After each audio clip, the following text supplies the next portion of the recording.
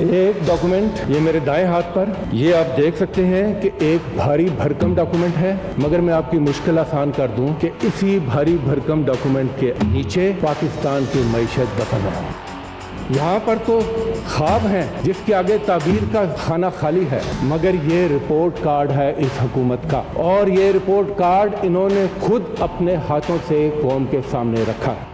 پہلی مرتبہ آپ کے ریونیو اس قابل بھی نہیں کہ وہ قرضوں کا سود ادا کر سکیں، چاہے وہ ڈیفنس کے اخراجات ہوں، چاہے وہ ڈے ٹو ڈے گورنمنٹ کے اخراجات ہوں، چاہے وہ ڈیولپمنٹ کے اخراجات ہوں، ان کے لیے خزانہ خالی ہے۔ باہر عوام کی جیب خالی ہے، یہاں ان کا خزانہ خالی ہے۔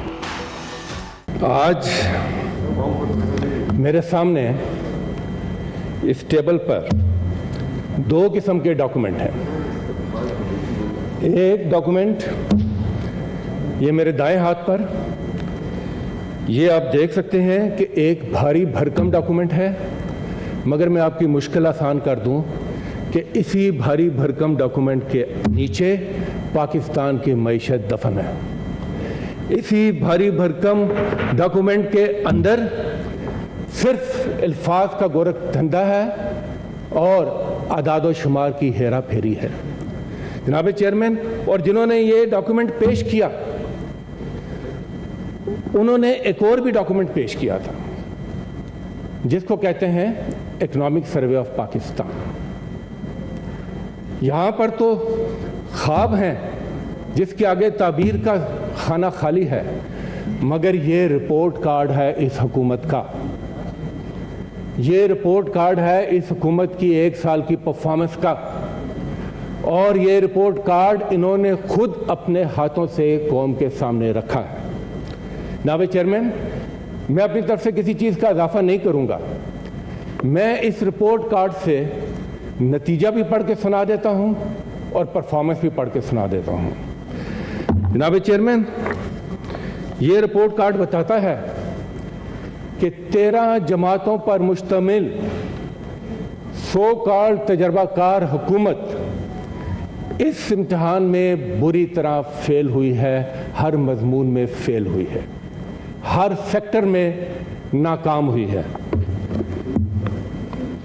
جی ڈی پی 6% سے ان کو ملا، اور ایک سال کے اندر کامیاب پرفارمنس کے ساتھ انہوں نے اس کو 0.29% پر لے آئے۔ سیکٹر وائز اگر آپ بات کریں تو میں صرف چند سیکٹرز کی بات کروں گا۔ انڈسٹری جو 6.8% پر تھی، یہ اس کو 2.94% تک نیچے لے آئے۔ ایگریکلچر 4.3% پر تھی، 1.5% پر لے آئے، اور سروسز سیکٹر جو 6.6% پر پرفارم کر رہا تھا، یہ اس کو ماشاءاللہ 0.86% پر لے کر آئے۔ یہ ہے ان کی پرفارمنس اور یہ ہے ان کی کریڈیبلٹی۔ نتیجہ وہ جو آج پاکستان کا ہر گھرانہ جانتا ہے، کچن میں جانے والی ہر خاتون خانہ جانتی ہے، بچوں کے لیے روزی کمانے والا ہر شخص پاکستانی جانتا ہے۔ نتیجہ یہ کہ اس ملک کی تاریخ کی بدترین مہنگائی 38% پر لا کر انہوں نے چھوڑا، اور اگر آپ صرف کھانے پینے کی بات کریں تو 48% مہنگائی۔ جناب چیئرمین، اور آمدنی پر کیپٹا 11% کمی۔ تو اس کا خلاصہ میں اپنی زبان سے نہیں بتاتا، انڈیپینڈنٹ ماہرین کیا کہتے ہیں۔ حفیظ پاشا صاحب ایک بڑا نام ہے، انہوں نے جو اس کا خلاصہ پیش کیا وہ آپ کے سامنے رکھ دیتا ہوں کہ پچھلے ایک سال میں 10 کروڑ لوگ غربت کی سطح سے نیچے آئے ہیں ایک سال میں، اور تاریخی مہنگائی، بے روزگاری 10% بے روزگاری بڑھی، 8 ملین 80 لاکھ نوجوانوں کی بے روزگاروں کی فوج تیار ہے۔ جناب چیئرمین، یہ وہ حقیقت ہے جو اس ڈاکومنٹ کے اندر موجود ہے. اور یہ پرفارم کرنے کے بعد یعنی پرائمری فیل کرنے کے بعد اب وہ جو بڑا امتحان سیکنڈری پاس کرنے چلے ہیں اس کی شروعات آپ دیکھ سکتے ہیں, سوچ سکتے ہیں کہ کیا ہو سکتی ہے. پہلی نظر ڈالیں اس بجٹ پہ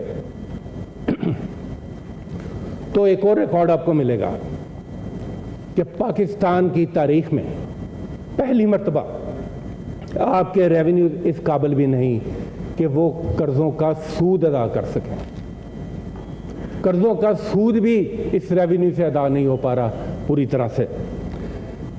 اور جو انہوں نے ٹارگٹ رکھے ہیں اس میں بعد میں بات کروں گا, مگر اگر اس کو ان کی فیس ویلیو پر بھی لیں تو ٹیکس کلیکشن ٹارگٹ ہے 9.2 ٹریلین. این ایس سی کے تحت جو صوبوں کو پیسے جانے ہیں 5.2 ٹریلین, پیچھے بچا 4 ٹریلین. اس میں non tax revenue 2.5 trillion add کریں تو یہ ٹوٹل بن گیا 6.5 ٹریلین. اور جو قرضوں کا سود کی ادائیگی ہے وہ ہے 7.3 ٹریلین. یعنی کہ سٹارٹ سے ہی پہلے 1 ٹریلین کا خسارہ. ابھی بجٹ شروع نہیں ہوا اور بجٹ کی بنیادی چیزیں چاہے وہ ڈیفنس کے اخراجات ہوں, چاہے وہ ڈے ٹو ڈے گورنمنٹ کے اخراجات ہوں, چاہے وہ ڈیولپمنٹ کے اخراجات ہوں, ان کے لیے خزانہ خالی ہے. باہر عوام کی جیب خالی ہے, یہاں ان کا خزانہ خالی ہے. یہ ہے ان کے بجٹ کی شروعات. اور یہ فرماتے ہیں کہ 9.2 ٹریلین ٹیکس ہم اکٹھا کریں گے, جبکہ یہ 7 ٹریلین بھی ان سے نہیں ہو پا رہا. جناب چیئرمین, 200 ارب کا اضافی بوجھ ٹیکسوں کا انہوں نے اس غریب عوام پر ڈالا. 200 ارب کا, جو کہ 28% بنتا ہے. اور ایک مرتبہ پھر سپر ٹیکس 4% سے بڑھا کر 10%. سوال یہ پیدا ہوتا ہے کہ یہ ٹیکس کون ادا کرے گا؟ تو جواب یہ ہے کہ وہی کریں گے جو پہلے بھی ٹیکس ادا کر رہے ہیں, یعنی مرے کو اور ماریں گے. اور جو لوگ اس ٹیکس سے باہر ہیں ان کو یہ ہاتھ لگانے کو تیار نہیں ہیں. میں صرف انڈسٹری کی بات کر دوں جس سے آپ نے ایکسپورٹ بھی لینی ہے, جس سے آپ نے امپلائمنٹ بھی جنریٹ کرنی ہے. ان کے تمام ٹیکسز سپر ٹیکس کے ساتھ آپ ملائیں تو 44% بنتے ہیں, اور اگر وہ اپنا ڈیویڈنڈ نکالیں 15% تو یہ 59% بنتا ہے. اب آپ بتائیں کہ کیا اس کے ساتھ یہ ریونیو کس طریقے سے یہ اکٹھا کر سکتے ہیں. جناب چیئرمین, چلے آپ کوئی نیت تو دکھا دیتے, آپ کوئی سمت تو ٹھیک کر لیتے. 3 جو بڑے سیکٹر ہیں وہ ابھی بھی ٹیکس نیٹ سے باہر ہیں. ریئل اسٹیٹ کا سیکٹر, ریٹیل کا سیکٹر اور ایگریکلچر کا سیکٹر. اور ریٹیل میں جو بیچارے پی او سی پر شفٹ ہوئے ان پر مزید بوجھ 12% سے بڑھا کر 15%. یہ ایک اور تلخ حقیقت ہے.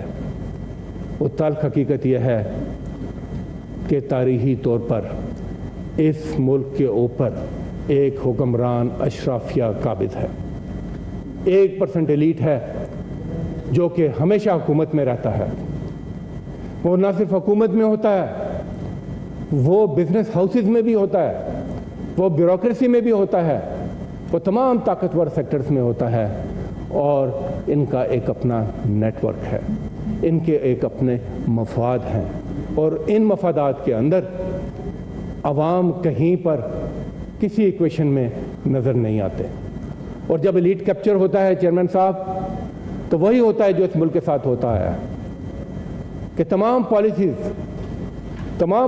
بیوروکریسی آپ کے پاس, ریسورسز آپ کے پاس,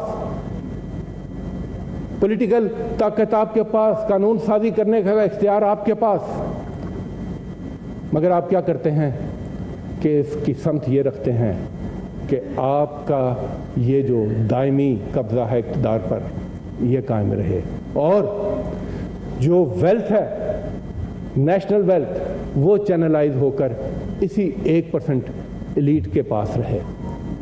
نتیجہ محرومی, صرف اور صرف محرومی وہ عوام کے حصے میں آتی ہے۔ چیئرمین صاحب، ایک UNDP کی رپورٹ ہے کہ 15%، صرف 15%، جی ڈاکٹر صاحب، صرف 15%، جب عوام کی بات ہوتی ہے صرف 15% عوام تک پہنچتا ہے۔ ان کے حصے میں وہی ٹوٹے ہوئے پبلک اسکول، وہی ٹوٹے ہوئے پبلک ہسپتال۔ یہ جو وشیس سرکل ہے چیئرمین صاحب، اس سے نکلے بغیر بات نہیں بنے گی۔ آج کل ایک اور بڑا بات ورڈ ہے، میثاق معیشت۔ آپ مفاہمت کا میثاق کر لیں، آپ معیشت کا میثاق کر لیں، وہ سارے میثاق اسی 1% ایلیٹ کے اندر ہی رہیں گے چیئرمین صاحب، اور اس کسی کا کوئی فائدہ عوام تک نیچے نہیں پہنچے گا۔ ہاں، ایک رستہ ہے، وہ رستہ، وہ ڈاکومنٹ ہے جس پر ہم بجا طور پر فخر کر سکتے ہیں۔ وہ آئین پاکستان کا ڈاکومنٹ ہے، وہ دستور کا ڈاکومنٹ ہے، جو ایک متفق کا ڈاکومنٹ ہے اور پوری قوم کو بھی اس پر اعتماد ہے۔ آگے بڑھنے کا رستہ صرف اور صرف یہی ہے کہ ہم آئین پاکستان کے اوپر صحیح طریقے سے عمل درآمد کریں اور اسی میں سے رستہ نکالیں۔ اور یہ تبھی ہے کہ جب ڈیموکریسی بھی اپنی اصل شکل میں اس ملک میں ہو۔ ڈیموکریسی کے بھی دو حصے ہیں، ایک اس کی فارم ہے اور ایک اس کا سبسٹنس ہے۔ سبسٹنس کے بغیر یہ کھوکھلی ڈیموکریسی ہے۔ ڈیموکریسی کیا ہے؟ فارم تو یہی ہے کہ آپ ابھی الیکشن کرائیں، ووٹ ہوں گے، لوگ الیکٹ ہوں گے، اور ہم دیکھیں گے کہ کسان جو ہے وہ زمیندار کو الیکٹ کر رہا ہوگا، مزدور جو ہے وہ سرمایہ دار کو الیکٹ کر رہا ہوگا، اور کوئی برابر کے مواقع نہیں ہوں گے پاکستان کی یوتھ کے لیے کہ وہ بھی اس میں اپنا حصہ ڈال سکیں۔ ایسا نہیں ہوگا کہ ایک میاں چنو کا رہائشی اٹھ کر اسکاٹ لینڈ کا پرائم منسٹر بن جائے یا لندن کا میئر بن جائے۔ جب تک ہم اپنی اسٹرکچرل ریفارمز الیکٹورل پروسیس میں نہیں کریں گے، جمہوریت ہمیں فائدہ نہیں دے گی۔ اور دوسری بات، جب تک جمہوریت کی ایسنس جو ہے، جمہوریت کی جو روح ہے، وہ جمہور ہے، وہ پبلک امپاورمنٹ ہے، وہ انسانیت ہے۔ اگر آپ الیکشن کے بعد اس جمہور کو رد کر دیں، آپ کی پالیسیز کا فوکس صرف اسی 1% ایلیٹ کے گرد گھومے، تو پھر یہ کسی کام کے نہیں۔ Thank you. بدقسمتی سے رستہ یہی ہے، مگر یہ تبھی کامیاب ہوگا کہ جب ہم آئین کی بالادستی کریں گے، قانون کی حکمرانی کریں گے، اداروں کی مضبوطی کریں گے اور پاکستان کے عوام کا احترام کریں گے۔ شکریہ جناب۔